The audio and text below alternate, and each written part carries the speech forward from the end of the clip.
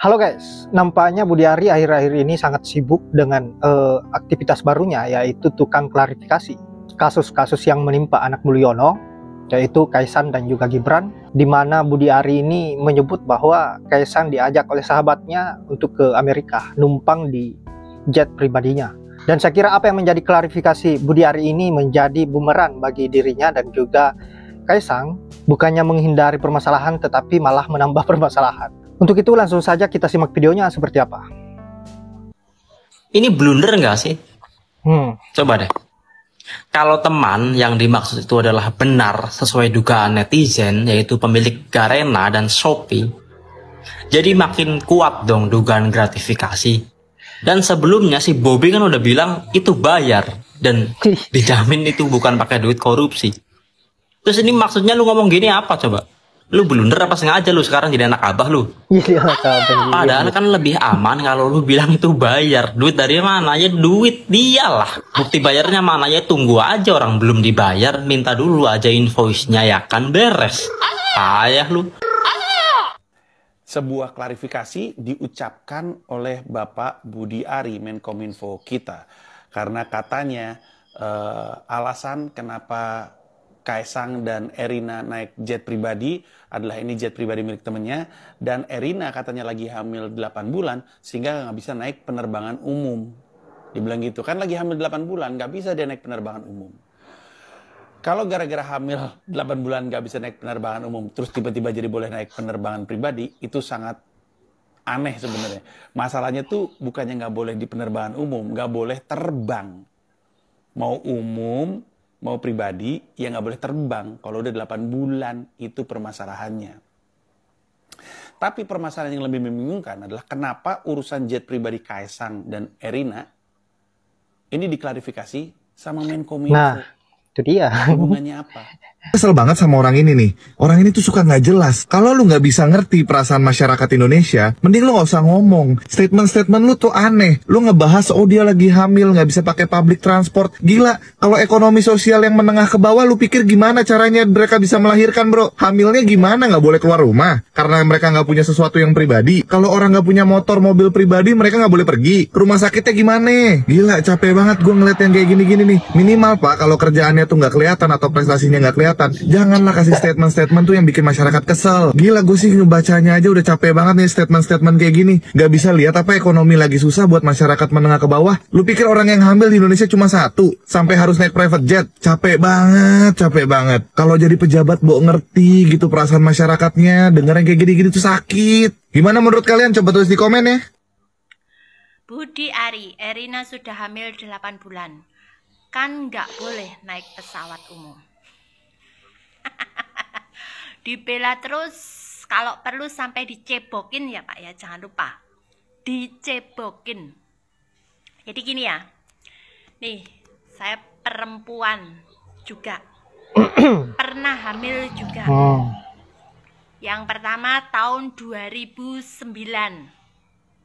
saya hamil, naik pesawat dari Jambi ke Solo, transit di Jakarta, perjalanan 2 jam. Hamil 8 bulan mau masuk 9. Sah-sah aja kalau ada surat pengantar dokter. Dikasih juga saya tiket, saya bayar. Transit lagi di Jakarta. Nunggu lagi pakai Lion. Nunggu sekitar 5 jam, 4 jaman lah. Saya melahirkan dengan normal, sehat, selamat. Anak saya sampai gede, umur 14 tahun. Nggak ada yang istimewa Pak. Erina juga rakyat biasa. Mentang-mentang mantu presiden, sampai ngebelanya sampai dicebokin. Terus ya, emak-emak banyak kok yang naik pesawat biasa, pesawat umum, pesawat komersil. Bahkan ya, kalau kalian bisa melihat nih, matanya dibuka lebar-lebar. Daerah pedalaman, mau melahirkan aja pakai tandu. Perjalanan 3 jam, 4 jam untuk sampai di pusat kesehatan, seperti puskesmas dan rumah sakit. emak-emak ataupun ibu-ibu, mamah-mamah di Papua. Mereka biasa aja, naik pesawat juga, kerja juga. Bahkan sekarang banyak emak-emak yang hamil naik KRL, Pak, malahan. Lihat no, di stasiun KRL Jogja Solo aja simpelnya, karena saya ada di Klaten ya, nggak usah muluk-muluk. Bahkan naik MRT juga, kalau yang di Jakarta mungkin banyak sekali ibu-ibu yang hamil. Biasa aja. Kita survei aja deh, ibu-ibu yang naik pesawat umum, pesawat komersil. Banyak juga, Pak. Nggak usah banyak bacot ngebela si anak menantu Mulyono deh ya. Sampai enek saya. Lihat wacana, lihat berita yang bukan saya iri, enggak, miris, kasihan. Soalnya apa? Erina itu bukan siapa-siapa. Erina itu rakyat biasa, pejabat juga bukan. Terus ASN PNS yang diistimewakan juga bukan. Dia rakyat jelata sama seperti kita.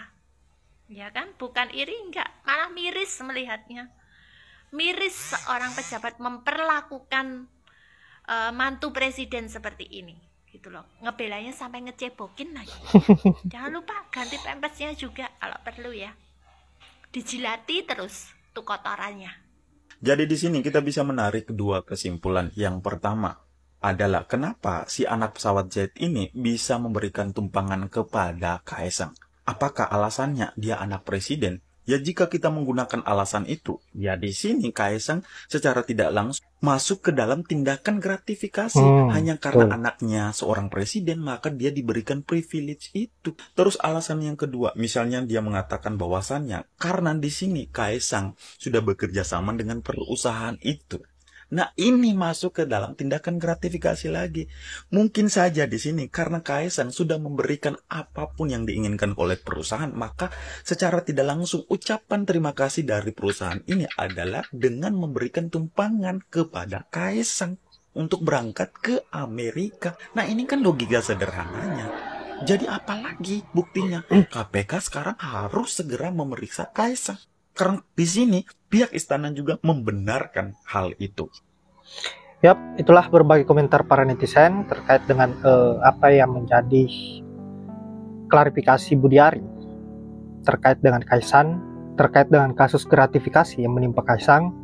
Bukannya meringankan beban Kaesang, malah menambah bebannya, karena semakin memperjelas bahwa apa yang menjadi statementnya Budi Ari ini membuat netizen semakin yakin bahwa itu adalah bagian dari gratifikasi dan membuat Budi Ari lagi dan lagi dirujak oleh netizen. Baiklah sahabat-sahabat, saya kira hanya itu. Terima kasih sudah menyempatkan diri untuk menonton, dan saya akhiri dengan ucapan wallahul muwaffiq ila aqwamit thoriq. Assalamualaikum warahmatullahi wabarakatuh.